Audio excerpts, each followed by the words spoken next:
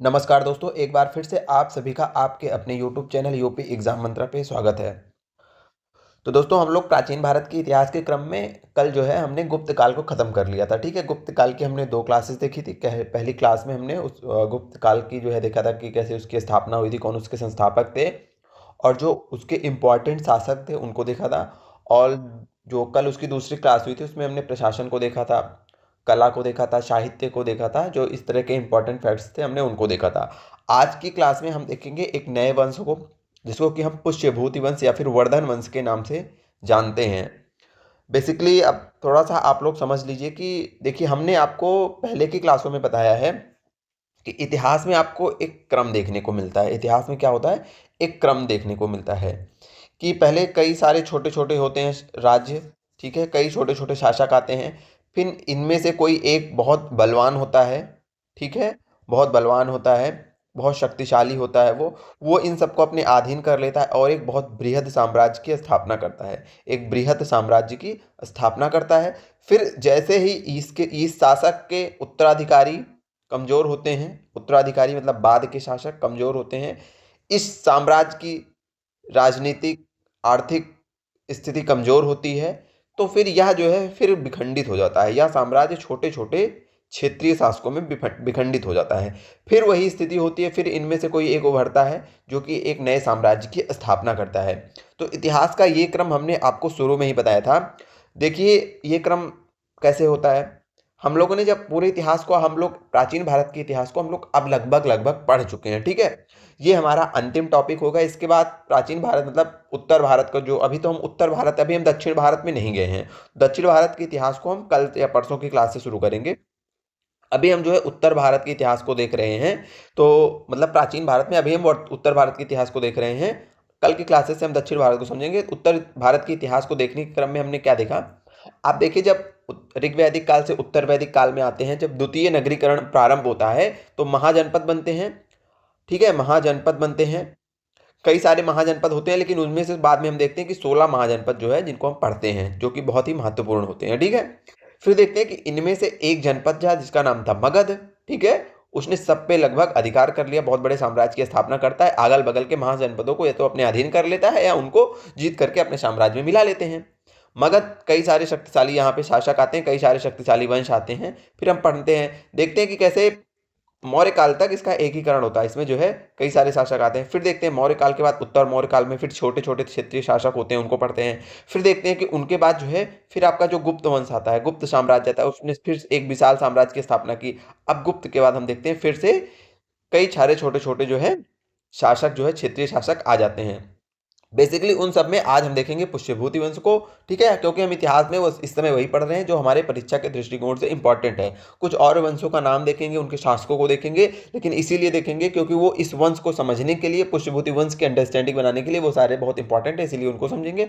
साथ ही साथ जो इंपॉर्टेंट फैक्ट होंगे हम उनको देखते चलेंगे। ठीक है, अब थोड़ा सा समझिए। देखिए, जब गुप्त साम्राज्य का अंत हुआ, हमने बताया था गुप्त साम्राज्य का अंत हुआ, गुप्त साम्राज्य के पतन में जो आपके हूणों का आक्रमण हुआ था, होड़ों का आक्रमण हुआ था, उसका बहुत बड़ा योगदान था, उसका बहुत बड़ा क्या था, योगदान था।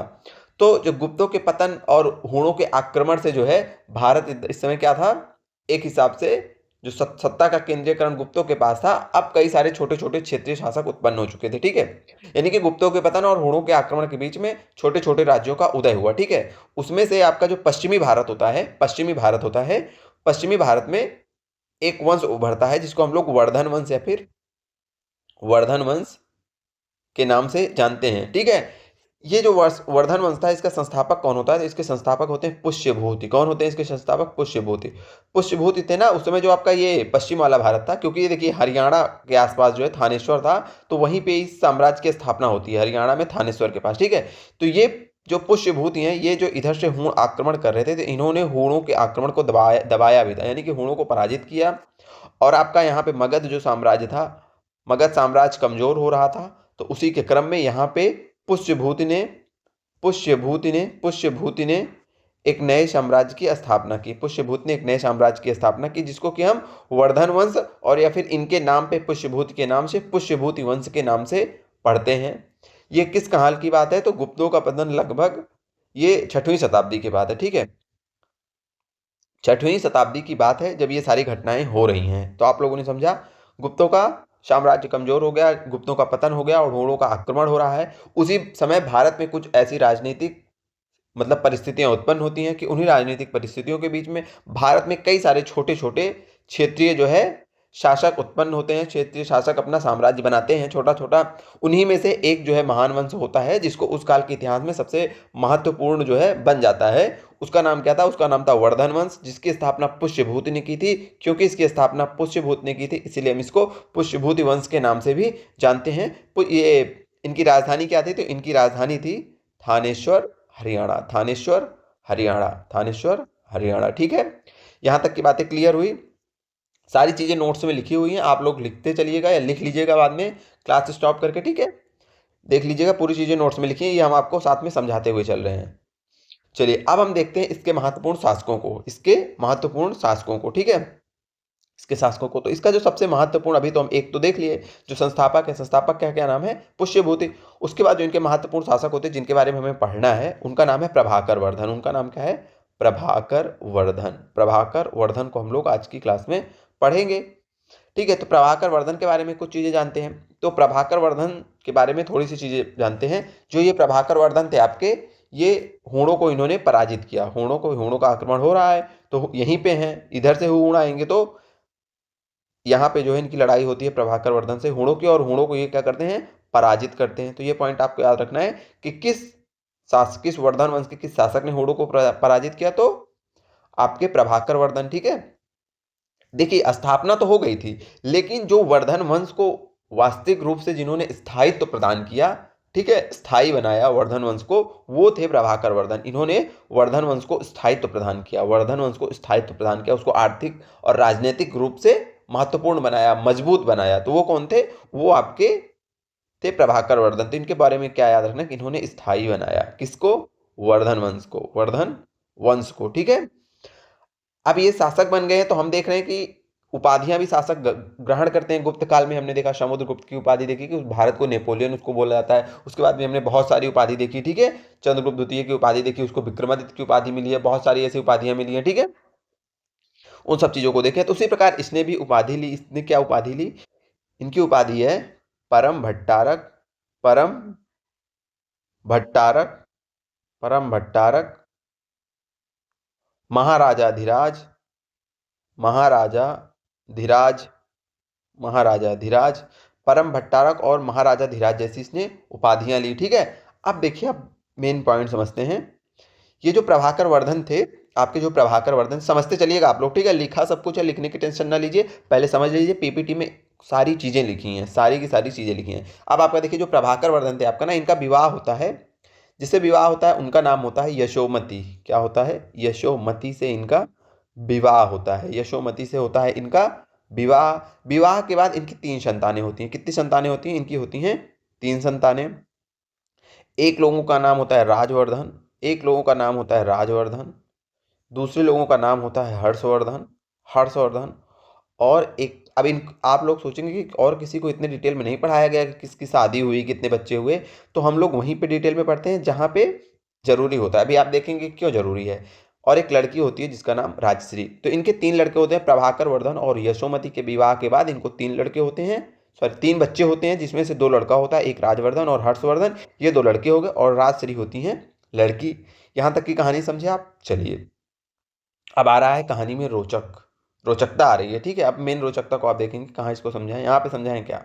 चलिए यहाँ पे स्पेस है, अब यहाँ पे समझते हैं। अब देखिए, राजवर्धन हो गए आपके। ठीक है, राजवर्धन इनके बड़े लड़के थे। किसके बड़े लड़के थे? जिसको हम पढ़ रहे हैं। किसको हम पढ़ रहे हैं? तो हम पढ़ रहे हैं प्रभाकर वर्धन को। ये हो गए प्रभाकर वर्धन के सबसे बड़े लड़के राजवर्धन, और एक लड़का और हमने देखा हर्षवर्धन, और लड़की को देखा, लड़की का क्या नाम है? लड़की का नाम है राजश्री। ठीक है, अब राजवर्धन जो है, प्रभाकर वर्धन की बाद जो है राजवर्धन शासक बनते हैं। राजवर्धन जो है, अब राजवर्धन क्या बनते हैं? राजा बनते हैं। ये बन गए शासक प्रभाकर वर्धन की मृत्यु के बाद। ठीक है, अब इनको याद रखिए कि ये शासक बन गए हैं। उसी समय अभी देखिए, हम लोग यहाँ पे देखे थे कि ये है आपके मालवा के ना, ये है कन्नौज और ये है मालवा आपका। इसको मिटाते हैं, सारी चीज़ें लिखी हुई हैं। ठीक है, तो इसकी टेंशन मत लीजिए आप लोग, इसको इरेज करते हैं। देखिए, ये है कन्नौज के शासक, ये है मालवा के शासक, इसको समझिए लीजिएगा। ये है राजश्री। राजश्री जो है ना, इनका विवाह होता है। राजश्री का विवाह कन्नौज के शासक से होता है। इनका इनसे क्या होती है? विवाह होता है। यहाँ के शासक कौन है? कन्नौज में मौखरी वंश है और मौखरी वंश के शासक गृहवर्मा है। अब इस मौखरी वंश के बारे में इतना ही याद आपको रखना है। अब उसका संस्थापक कौन है, उसमें कौन कौन से शासक होते हैं, वो सब इंपॉर्टेंट नहीं है, ठीक है। तो हम यहाँ देखिए गृहवर्मा इसके क्या है? शासक हैं इस समय। तो यहाँ के शासक गृहवर्मा के साथ राजश्री का विवाह हो गया। भाई राजकुमारी हैं, महान शासक प्रभाकर वर्धन की पुत्री हैं, तो किसी भी से भी तो शादी हो नहीं जाएगी। तो एक राजा से शादी हुई, कहाँ के? कन्नौज के। कन्नौज के राजा कौन है? तो गृहवर्मा है। गृहवर्मा से शादी हो गई। चलिए, बात शादी तक तो ठीक थी। शादी के बाद जो मेन ट्विस्ट आता है कहानी में, वो ये होता है कि ये जो गृहवर्मा है और ये जो मालवा है, मालवा का शासक जो है रहता है इस समय देवगुप्त। क्या रहता है? देवगुप्त इस समय रहते हैं मालवा के शासक, ठीक है। और ये जो गृहवर्मा और देवगुप्त के बीच होती है लड़ाई, क्या होता है? युद्ध। ये दोनों एक दूसरे के होते हैं, इनके बीच समझ लीजिए रहती है दुश्मनी, और होता क्या है? युद्ध हो गया। क्या युद्ध हो गया? युद्ध में क्या होता है कि गृहवर्मा की हत्या कर देते हैं। गृहवर्मा की हो जाती है हत्या, यानी कि इनकी हो जाती है मृत्यु। किसके द्वारा? देवगुप्त जो है गृहवर्मा की कर देते हैं हत्या। देवगुप्त इनकी क्या कर दी है? हत्या। देवगुप्त हत्या कर दिए तो भाई राजश्री क्या हो गई? आपकी विधवा हो गई बेचारी। बेचारी क्या हो गई? विधवा हो गई, इनके पति मर गए, ठीक है। अब ये देवगुप्त जो करता है, इनकी हत्या करके इनकी जो विधवा पत्नी है, अब ये पत्नी को क्या कर लेता है? कैद कर लेता है। क्या कर लेता है? कैद कर लेता है। समझे आप लोग? कैद करता है। तो भैया राजश्री के भी बड़े वाले जो भैया हैं उनका क्या नाम है? राजवर्धन। अभी इनके बड़े भाई साहब हैं, कहाँ के राजा हैं? ये आपके आपके वर्धन वंश के इसमें शासक हैं, आपके हरियाणा में थानेश्वर में बैठे हुए हैं। तो इनको जब ये पता चलता है कि राजश्री को कैद कर लिया गया है देवगुप्त के द्वारा और गृहवर्मा की हत्या कर दी है, तो ये जो है देवगुप्त के ऊपर क्या कर देते हैं? आक्रमण करते हैं अपनी बहन को छुड़ाने के लिए, ठीक है। अपनी बहन को छुड़ाने के लिए देवगुप्त पे आक्रमण कर। कौन आक्रमण किया? राजवर्धन। राजवर्धन कौन है? ये आपकी राजश्री का क्या है? भाई है। तो राजश्री का भाई है, राजश्री को छुड़ाने के लिए देवगुप्त के ऊपर आक्रमण करता है। देवगुप्त के ऊपर आक्रमण हुआ तो अब क्या करता है कि इनकी देवगुप्त की हत्या कर देते हैं। राजवर्धन देवगुप्त की हत्या कर देते हैं। राजवर्धन देवगुप्त की हत्या कर देते हैं और अपनी बहन को क्या कर लेते हैं? छुड़ा लेते हैं। अब देखिए, अब आते हैं दोस्त। तो ये जो मालवा के शासक देवगुप्त थे, इनका एक फ्रेंड था, इनका क्या था? एक दोस्त था। और उस ब्रेन बहुत सच्चा मित्र था इनका। तो उस फ्रेंड का नाम क्या था? वो बंगाल का शासक था। ये बंगाल है ना, तो बंगाल में उस समय गौड़ वंश का शासन चल रहा था। गौड़ वंश का इस समय जितना बता रहे हैं उतना ही देखिए, जब ज़्यादा देखना होगा तो आप लोग देखेंगे। अभी स्टोरी समझिए। बंगाल में गौड़ वंश का शासन चल रहा था। गौड़ वंश का उस समय शासक कौन था? उसका नाम था शशांक। क्या नाम था? शशांक। शशांक के बारे में एक दो पॉइंट्स हम बाद में देख लेंगे, पहले भी स्टोरी समझिए। स्टोरी कहाँ पहुंच चुकी है? राजवर्धन ने देवगुप्त की हत्या कर दी है और अपनी बहन को छुड़ा लिया है। ये बात शशांक को पता चलती है। शशांक कहते हैं कि भैया हमारे परम मित्र को तुमने मार दिया। शशांक भी आक्रमण करता है इनके ऊपर। किसके ऊपर? आपके राजवर्धन के ऊपर। और राजवर्धन की धोखे से हत्या कर देता है। धोखे से कौन कर दिया? हत्या। धोखे से कौन कर दिया? हत्या कर दिया। शशांक ने राजवर्धन की धोखे से हत्या कर दी। तो देखिए, कन्नौज का तो शासक मर चुका है। अब क्या हुआ? थानेश्वर का भी शासक मर गया। अभी लेकिन अब क्या होता है? अब भैया जो छोटा लड़का है हर्ष, हर्ष अब छोटा लड़का है, तो जो हर्षवर्धन थे अब वो इन विषम परिस्थितियों में अपनी राजगद्दी पे बैठते हैं मात्र 16 वर्ष की उम्र में। 16 वर्ष की उम्र में इन विषम परिस्थितियों में हर्षवर्धन क्या करते हैं? राजगद्दी पे बैठते हैं। अब हर्ष के सामने क्या क्या समस्याएं हैं? हर्ष के सामने समस्या है कि भैया ये अब जब इनको मारा तो ये फिर से इनकी बहन को कैद कर लिया। कौन? शशांकवा ने क्या कर दिया? शशांक ने क्या किया? इसने भैया फिर से राजश्री को कैद कर लिया। तो अब हर्ष के सामने क्या क्या समस्याएं हैं? अपनी बहन को छुड़ाना, बहन के साम्राज्य को बचाना, अपने साम्राज्य को बचाना, और साथ ही साथ क्या करना? अपने साम्राज्य को सुदृढ़ता प्रदान करना। क्योंकि इस समय क्या है, इन यहाँ भी कोई शासक नहीं, यहाँ भी कोई शासक नहीं, बहन को भी छुड़ाना है। ये तीन इनके पास प्रमुख चुनौतियाँ आती हैं। बहन के साम्राज्य को बचाना, अपने साम्राज्य को बचाना और बहन को बचाना कैद से। यहाँ तक कि आप लोग स्टोरी समझ चुके हैं एकदम अच्छे से? कोई दिक्कत, कोई परेशानी, कोई नहीं? पूरी स्टोरी हमने आपको समझा दी है। चलते हैं पीपीटी के ऊपर। एक बार फिर से अगर आप लोग चाहें तो हम आपको समझा देते हैं, ठीक है। ये देखिए लिखे हैं, यही समझिए। देखिए होता क्या है, पूरी स्टोरी फिर से, हाँ बैकग्राउंड में चलते हैं। प्रभाकर वर्धन ने हूणों को पराजित किया, परम भट्टारक महाराजा धीराज की उपाधि धारण की, और इन्होंने किससे शादी की? यशोमती से। यशोमती की शादी के बाद 3 संतानें होती हैं, राजवर्धन, हर्षवर्धन और राजश्री। इन राजश्री का विवाह किससे होता है? राजश्री का विवाह होता है मौखरी वंश के शासक गृहवर्मा के साथ। किससे होता है? मौखरी वंश के शासक गृहवर्मा के साथ। फिर जो है हमने क्या देखा कि मालवा के शासक जो थे देवगुप्त, यहीं पे समझिए तो आप लोग ज़्यादा समझेंगे। ठीक है, वहाँ यहाँ पे देखिए फिर क्या होता है, अब यहाँ कन्नौज के शासक के साथ विवाह हो गया, किसका विवाह हो गया, आपकी किसका विवाह हो गया, राजश्री का विवाह हो गया। विवाह के बाद क्या होता है, मालवा के शासक जो देवगुप्त थे, इन्होंने इनके ऊपर आक्रमण कर दिया कन्नौज के शासक गृहवर्मा के ऊपर, और गृहवर्मा की हत्या करके राजश्री को अपने साथ उठा ले गए मालवा। जब राजश्री को उठा ले गए तो क्या हुआ कि यहाँ का शासक राजवर्धन था, राजवर्धन अपनी बहन को छुड़ाने के लिए आता है और देवगुप्त की हत्या कर देता है, देवगुप्त की हत्या करके अपनी बहन को छुड़ा लेता है। लेकिन बंगाल के शासक जो थे शशांक, उनके ये मित्र थे, तो अपने मित्र की हत्या बर्दाश्त नहीं कर पाते, तो ये क्या करते हैं, राजवर्धन की धोखे से हत्या कर देते हैं, राजवर्धन की धोखे से हत्या कर देते हैं। तो क्या होता है, वर्धन यहाँ पे थानेश्वर और मौखरी दोनों जगह की जो है, वर्धन वंश और कन्नौज का जो मौखरी वंश था, दोनों की जो है राजगद्दियाँ खाली हैं। और जो है क्या है, यहाँ जो है राजश्री भी कैद में है, किसके कैद में है, शशांक के कैद में है। इसी विषम परिस्थितियों के बीच हर्ष बनता है राजा। ठीक है, हर्ष बनता है राजा। अब हम आगे हर्ष की कहानी देखेंगे। ठीक है, चलिए यहां तक आप लोग समझ चुके हैं। चलिए ये सारे फैक्ट्स ही यहाँ पे लिखे हैं, आप पढ़ लीजिएगा, नोट्स बनाना होगा, नोट्स से रोक दे रहे हैं 1 मिनट के लिए, स्क्रीनशॉट लेके नोट्स बना लीजिएगा। ठीक है, सारी चीज़ें वहीं लिखी हैं। देखिए, मालवा के शासक देवगुप्त ने कन्नौज पर आक्रमण किया, गृहवर्मा की हत्या कर दी और राजश्री को कैद कर लिया। अपने बहनोई की हत्या का बदला लेने के लिए राजवर्धन ने देवगुप्त को पराजित करके मार डाला। फिर देवगुप्त के मित्र बंगाल शासक शशांक ने धोखे से राजवर्धन की हत्या कर दी। परिणाम क्या होता है, 16 वर्ष की आयु में हर्षवर्धन 606 ईस्वी में शासक बनता है। हर्ष की प्रारंभिक चुनौतियां क्या है, भाई की हत्या का बदला लेना, अपनी बहन राजश्री को शशांक की कैद से बचाना। ठीक है, अब हम पढ़ते हैं हर्ष की कहानी। हर्ष को देखने के पहले हम लोग एक छोटी सी चीज़ देख लेते हैं कि भैया इसके जो है वर्धन वंश को स्रोत क्या है, वर्धन वंश के बारे में हमें जानकारी कहाँ से मिलती है। तो कुछ इसके इंपॉर्टेंट स्रोत हैं जिनको आप लोग याद कर लीजिएगा। ठीक है, जिनको आप लोग याद कर लीजिएगा, क्या है स्रोत, देखिए बाणभट्ट। ठीक है, ये हर्षवर्धन के जो है, हर्षवर्धन अभी पढ़ेंगे, हर्षवर्धन के क्या थे, दरबारी कवि थे। तो बाणभट्ट की 2 रचनाएं हर्षचरित और कादम्बरी, इनसे हमें जानकारी मिलती है। हर्ष के समय में वेनसांग आया था, कल की क्लास में हमने देखा था। ठीक है, इसकी रचना क्या है, सीयू की। ठीक है, और इस जो आपका ह्वेनसांग है, ह्वेनसांग को यात्रियों का राजकुमार, नीति का पंडित और वर्तमान का शाक्य मुनि भी कहा जाता है। वर्तमान का शाक्य मुनि क्यों कहा जाता है, क्योंकि भैया इसने, शाक्य मुनि तो गौतम बुद्ध को कहा जाता है, तो गौतम बुद्ध तो उस टाइम में थे। तो इस टाइम में क्या होता है कि जो गौतम बुद्ध का बौद्ध धर्म है उसके ऊपर बहुत अच्छी रिसर्च की थी किसने, ह्वेनसांग ने। ठीक है, तो इसीलिए इसको वर्तमान का शाक्य मुनि भी कहा जाता है। ठीक है, तो आपसे ये सारे क्वेश्चन प्रीवियस ईयर में आए हुए हैं। पूछा जाता है कि किस चीनी यात्री को यात्रियों का राजकुमार बोला जाता है, तो ह्वेनसांग में। किस चीनी यात्रियों को नीति का पंडित बोला जाता है, तो ह्वेनसांग को। ठीक है, किस चीनी यात्री को वर्तमान का शाक्य मुनि बोला जाता है, तो ह्वेनसांग को याद करना है। फिर अभी हम देखेंगे कि ये जो है पुलकेशिन द्वितीय के बारे में अभी हम देखेंगे जब हर्षवर्धन को पढ़ेंगे। यहाँ पे देख लेते हैं जो पुलकेशिन द्वितीय का ऐहोल अभिलेख है, उस क्या होता है ना, ये स्टोरी समझ लीजिए। हर्षवर्धन राजा बन चुका है ना, जब हर्षवर्धन राजा बन जाता है तो अपने जब साम्राज्य को सुदृढ़ता प्रदान कर लेता है इस एरिया में, तो हर्षवर्धन चाहता है कि चलो भैया दक्षिण को जीत के हैं, दक्षिण को जीत के हैं। जब दक्षिण को जीतने जाता है ना, तो यहीं पे जो है नर्मदा नदी के तट पर जो है पुलकेशिन द्वितीय से इनकी लड़ाई हो जाती है। पुलकेशिन द्वितीय से लड़ाई हो जाती है और हार जाते हैं, हार जाते हैं। कहते हैं भैया, अब इनको पुलकेशिन कहते हैं कि चुपचाप जहाँ से आए हो वहीं चले जाओ, यहाँ पे मत आओ। ठीक है, यहाँ पे मत आओ। तो इनको भैया खदेड़ दिया, हर्षवर्धन हार गए। तो अब दक्षिण जाने का रास्ता हो गया बंद इनका।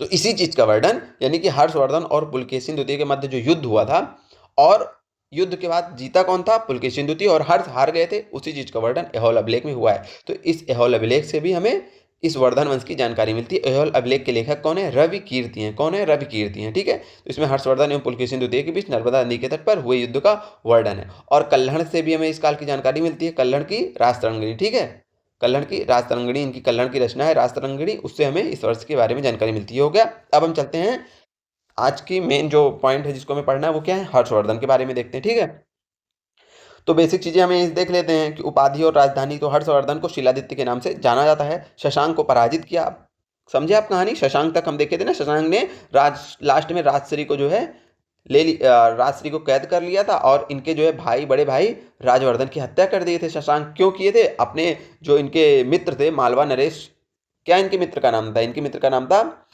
वो मालवा का जो है देवगुप्त था ना, हाँ, मालवा नरेश जो देवगुप्त थे, यही जो देवगुप्त थे यही तो इनके मित्र थे। तो अपने मित्र को बचाने के लिए भैया आक्रमण किया था इन्होंने। फिर इनको जो है आक्रमण किया किसने, हर्षवर्धन ने, और अपने अपने भाई का बदला ले लिया। ठीक है, और अपनी बहन को छुड़ा लिया।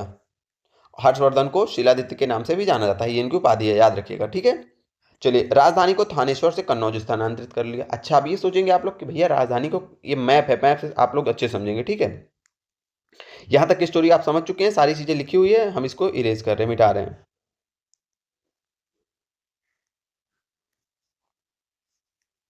एक सेकेंड, हाँ ये सारी चीजें मिट गई, ठीक है, मिट चुकी हैं। अब देखिए हमने अभी आपको एक पॉइंट बढ़ाया कि हर्षवर्धन जो था उसने जो है अपनी राजधानी क्या कर ली, अपनी राजधानी थानेश्वर से कहाँ शिफ्ट कर ली, कन्नौज। ये देखिए ये लिखा है, थानेश्वर से कन्नौज स्थानांतरित कर ली। क्यों कर ली, देखो भाई इनके जीजा जी तो मर चुके हैं, जीजा जी तो कहानी वहीं से शुरू हुई, जीजा जी की मृत्यु से, जीजा जी तो मर चुके हैं, बहन को छुड़ा के लाए हैं, बहन तो उतनी सक्षम है नहीं शासन करने में। तो ये बोलते हैं, ये अपना हर्षवर्धन सोचते हैं कि एक काम करते हैं, कन्नौज चलते हैं, वहीं राजधानी बनाते हैं, बढ़िया बहन भाई खुशी से रहेंगे, अपना भी राज्य वहीं से संभालेंगे और इनका भी। तो इस पूरे क्षेत्र को संभालने के लिए बढ़िया कन्नौज आ जाते हैं, समझ गए आप। तो ये अपनी राजधानी थानेश्वर से कन्नौज स्थानांतरित कर लेते हैं, ठीक है। जहां इनके पिताजी ने, इनके भाई ने शासन किया था, वहां से ये, वो कौन से स्थान था, वो तो थानेश्वर था, तो थानेश्वर से ये आ गए कन्नौज, ठीक है। उसके बाद पहले इधर आ जाते हैं। अभी ये इन्होंने इधर का सेटलमेंट कर लिया था अपने उत्तर भारत में, उसको निपटा दिया था। अब ये कहते हैं कि इनके अंदर भाई हौसला आ जाता है कि यार अब तो हम जीतेंगे और जीतेंगे, पूरे भारत को जीत के एक कर देंगे। तो उसी क्रम में ये चलते हैं अपना दक्षिण भारत में जीतने के लिए। कहानी हमने पूरी आपको बता दीजिए।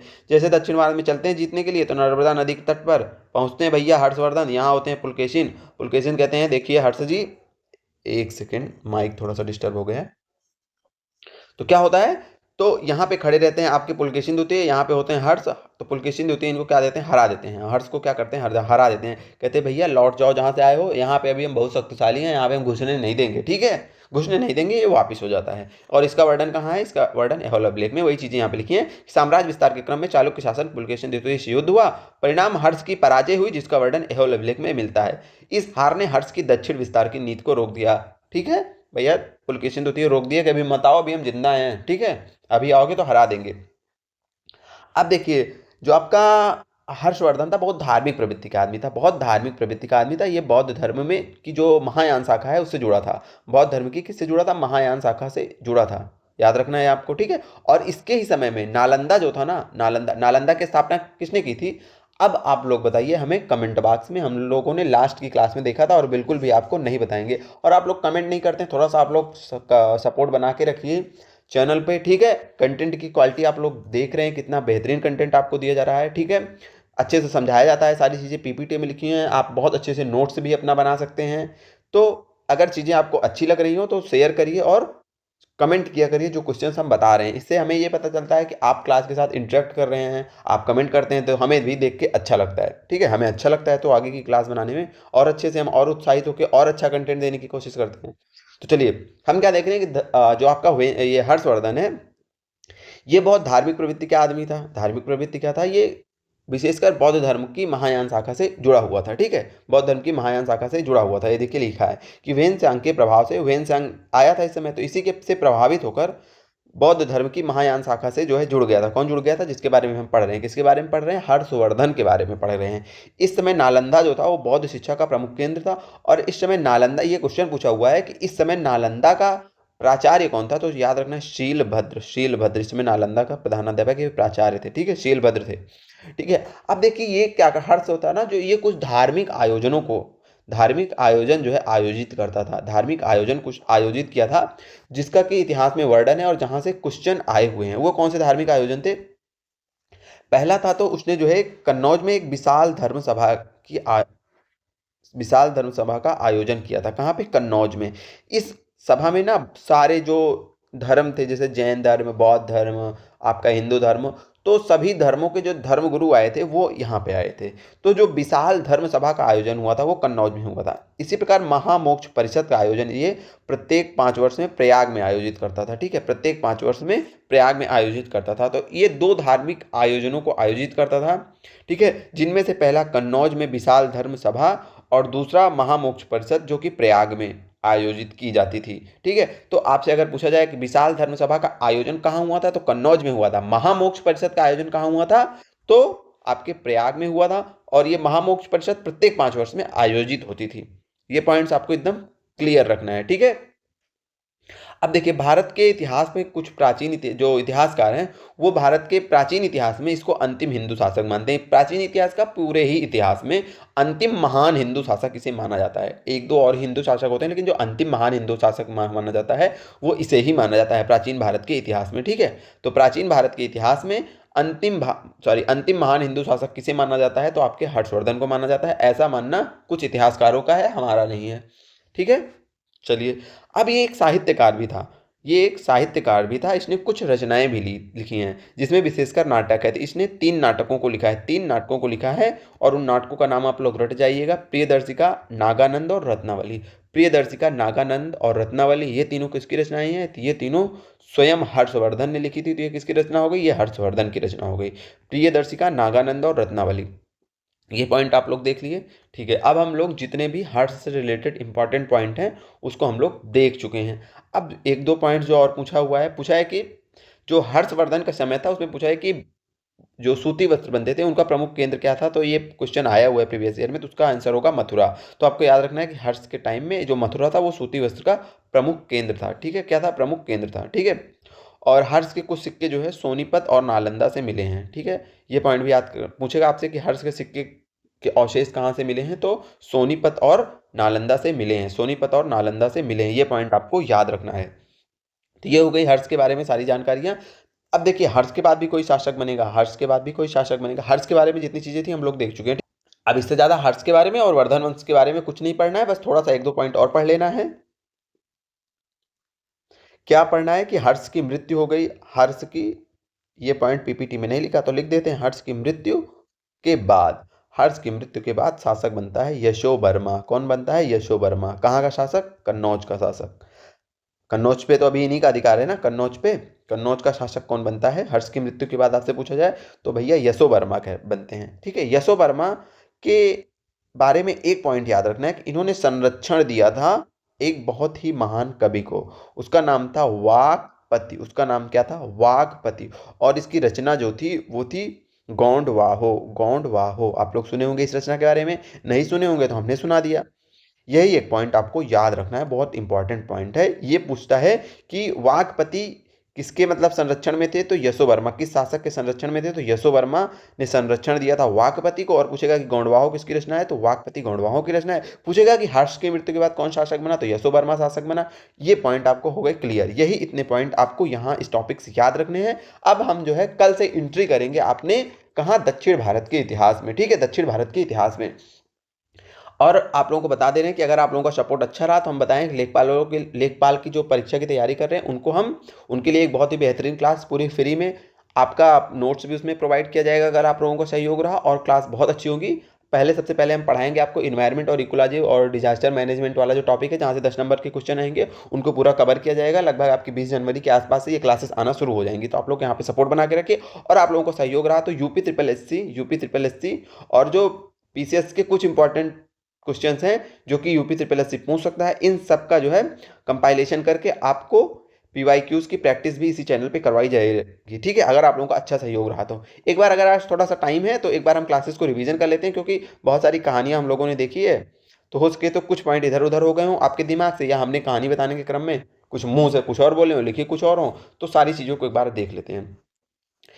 सबसे पहले क्या देखे, उदय और पृष्ठभूमि। तो हमने देखा गुप्तों के पतन और हूणों के आक्रमण के बीच छोटे छोटे राज्यों का उदय हुआ, जिसमें एक भाग में वर्धन वंश का महत्वपूर्ण वंश के रूप में ये वर्धन वंश उभरा। ठीक है, प्रमुख शासक इसके कौन थे, तो इसके संस्थापक पुष्यभूत थे, राजधानी थानेश्वर थी, और शासक प्रमुख क्या था, प्रभाकर वर्धन था। ठीक है, ऐतिहासिक स्रोतों को हमने देखा, बाणभट्ट की 2 रचनाएं, हर्षचरित और कादम्बरी, वेनस्यांग की शियु की, और पुलकेशिन द्वितीय का ऐहोल अभिलेख। ठीक है, कल्हड़ की राजतरंगी, ये प्रमुख है। और उसके बाद हमने क्या देखा कि प्रभाकर वर्धन, अब देखिए प्रभाकर वर्धन इस वंश का जो है महत्वपूर्ण शासक होता है। प्रभाकर वर्धन के कुछ कार्य, जैसे उसने होड़ों को पराजित किया, वर्धन वंश की प्रतिष्ठा स्थापित की, और उपाधि धारण की परम भट्टारक और महाराजा धीराज की। विवाह किससे किया, विवाह किया यशोमती से। विवाह के बाद 3 संतानें हुई, जिसमें 2 पुत्र क्रमशः राजवर्धन और हर्षवर्धन थे, तथा पुत्री का नाम राजश्री था। इसी पुत्री के बाद पूरी कहानी शुरू होती है, क्योंकि पुत्री का विवाह हो जाता है मालवा मौखरी वंश के शासक जो है ग्रहवर्मा। ठीक है, कन्नौज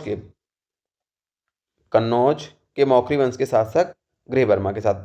ठीक है। अब गृहवर्मा का एक दुश्मन था, उस दुश्मन का क्या नाम था? मालवा का शासक देवगुप्त। गृहवर्मा का एक दुश्मन था, मालवा का शासक देवगुप्त। तो जब देवगुप्त से इनकी होती है लड़ाई गृहवर्मा की, तो गृहवर्मा को देवगुप्त क्या कर देते हैं? इनको मृत्यु यहाँ से हो जाती है इनकी। इनको पहुंचा देते हैं देवलोक, मृत्यु लोक से डायरेक्ट देवलोक की फ्लाइट पे बैठाते हैं इनको। और अब गृहवर्मा की मृत्यु हो जाती है तो भैया राजवर्धन गुस्सा हो जाते हैं, कहते हैं हमारे जीजा जी को मार दिए। अपने जीजा जी को बचाने के लिए राजवर्धन फटाक से गृहवर्मा को निपटाते हैं। अब इन गृहवर्मा के दोस्त से शशांक, ठीक है, सॉरी उल्टा पढ़ा दिए, फिर देखिए गृहवर्मा तो इनके जीजा जी हैं, ठीक है। तो ये जो देवगुप्त है मालवा का शासक, इसके दोस्त थे शशांक। तो शशांक क्या करते हैं? शशांक जो है इनकी मौत का बदला लेने के लिए राजवर्धन को निपटा देते हैं। राजवर्धन के निपटने के बाद हर्षवर्धन क्या बनते हैं? आपके शासक बनते हैं। ये हो गई कहानी। अब देखिए 16 वर्ष की उम्र में हर्षवर्धन शासक बने। अपने भाई की हत्या का बदला लेना है, बहन के राज्य को बचाना है और अपने राज्य को संभालना है। इनको शिलादित्य के नाम से जाना जाता है। राजधानी थानेश्वर से कन्नौज स्थानांतरित की, क्योंकि हमने पूरी कहानी बता दी। महायान शाखा से जुड़ गए, किससे? वैनसांग से प्रभावित होकर। और कन्नौज में विशाल धर्म सभा का आयोजन करते थे। महामोक्ष परिषद का आयोजन प्रयाग में करते थे। इन्होंने 3 नाटकों की रचना की, प्रियदर्शिका, नागानंद और रत्नावली, ठीक है। अंतिम हिंदू शासक के नाम से इनको भी जाना जाता है, मतलब ऐसा इतिहासकारों का मानना है। पुलकेशिन द्वितीय और इनके बीच की जो लड़ाई हुई थी उसको हमने देखा, उसका वर्णन ऐहोल अभिलेख में है। सोनीपत और नालंदा से इनके सिक्के मिले हैं। और मथुरा जो है सूती वस्त्रों का केंद्र था इनके टाइम में। इनकी मृत्यु के बाद यशोवर्मा शासक बनते हैं, जिन्होंने वाकपति को संरक्षण दिया। वाकपति ने गौड़वाओं की रचना की थी, ठीक है। ये होगी आज की क्लास, जिसका हमने रिवीजन भी करवा दिया, ठीक है। आज की क्लास आप सबको देखने के लिए बहुत बहुत धन्यवाद। क्लास में किसी प्रकार की त्रुटि हुई हो बोलने में, लिखने में, तो आप लोग कमेंट करके बताइएगा, उसको हम सुधार देंगे। वैसे 2 बार बताती हैं, थोड़ी मोड़ी करते हैं, कभी कभी बोलने में हो जाती है, बोलते कुछ और है लिखते कुछ और है। बाकी चीज़ें आपको एकदम सही पढ़ाई जाती हैं। कॉन्सेप्ट में और फैक्ट्स में कोई गलती नहीं होती। अगर कॉन्सेप्ट में फैक्ट में कभी कोई गलती होती है तो उसको हम कमेंट में आपको उसको त्रुटि सुधार में बता देते हैं, ठीक है। बाकी मिलते हैं फिर से नई क्लास में। कल से हम पढ़ना शुरू करेंगे दक्षिण भारत का इतिहास।